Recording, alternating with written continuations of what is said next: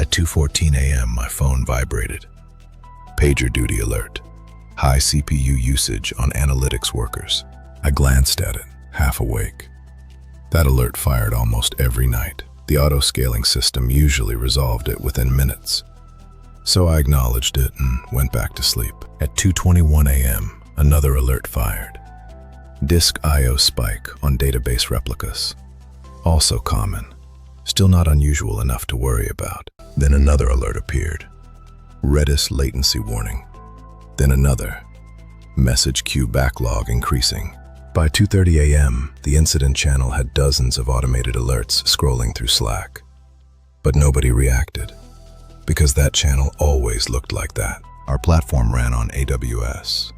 Most services lived inside a Kubernetes cluster on EKS. Roughly 180 pods handled API traffic, background processing, analytics jobs, and data pipelines. User requests flowed through an application load balancer and into the cluster. The back-end services connected to a PostgreSQL database on Amazon RDS. Redis provided caching and rate limiting. A message queue system handled asynchronous tasks like email notifications and analytics processing. CI deployments ran through GitHub Actions and were applied automatically using Argo CD. Monitoring was built around Prometheus and Grafana dashboards. Alerting rules triggered PagerDuty incidents based on infrastructure metrics, CPU spikes, queue backlogs, database latency, network errors. Over time, the number of alerts had grown significantly. Most were technically correct, but operationally unimportant. Engineers often acknowledged them automatically because they resolved themselves. That background noise had become normal. But at 2:37 a.m., a customer in Europe attempted to log in. The request timed out. They refreshed the page. Another timeout.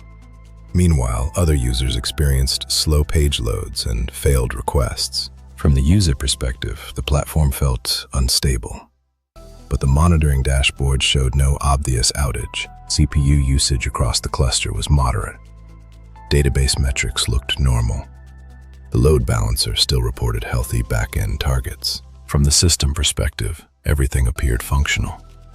Yet customer sessions were failing intermittently.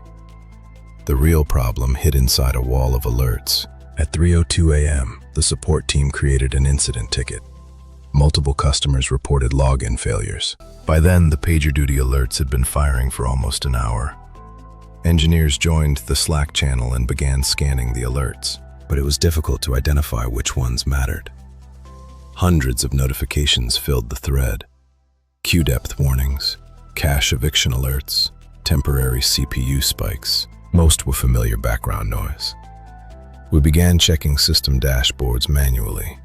Login service latency showed occasional spikes, but nothing sustained. The database looked stable. Cache hit rates were normal. At first, we suspected network instability. Maybe a regional routing issue was causing intermittent failures. But then one engineer noticed something buried deep in the alert stream. Authentication token verification failures were increasing steadily. The root cause traced back to a subtle failure in our Redis cluster. Redis handled session tokens and authentication caches.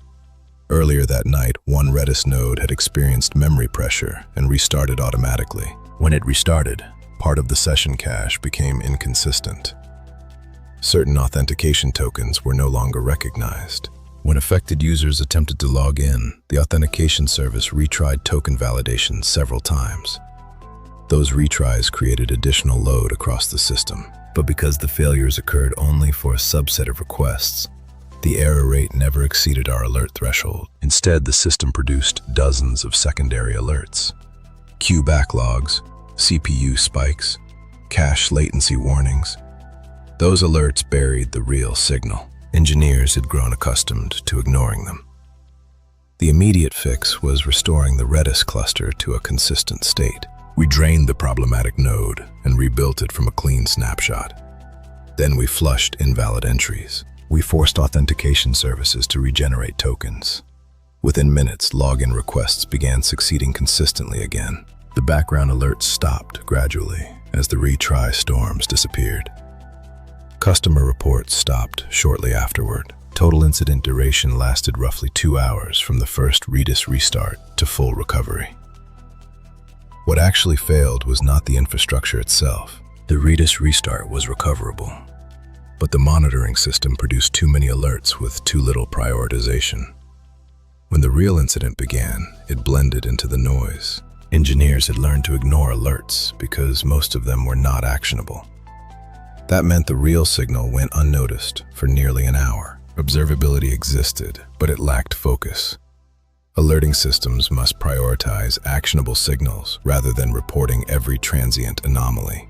Alert fatigue can be as dangerous as having no monitoring at all. Systems should group related alerts so engineers can see root causes. We need to see root causes rather than downstream symptoms. Authentication systems and session stores deserve dedicated monitoring. The absence of silence in an alert channel often means the signal is already lost. That night reminded us of a critical truth. Sometimes the biggest failure in an incident is not the system itself, but the noise that prevents anyone from seeing it.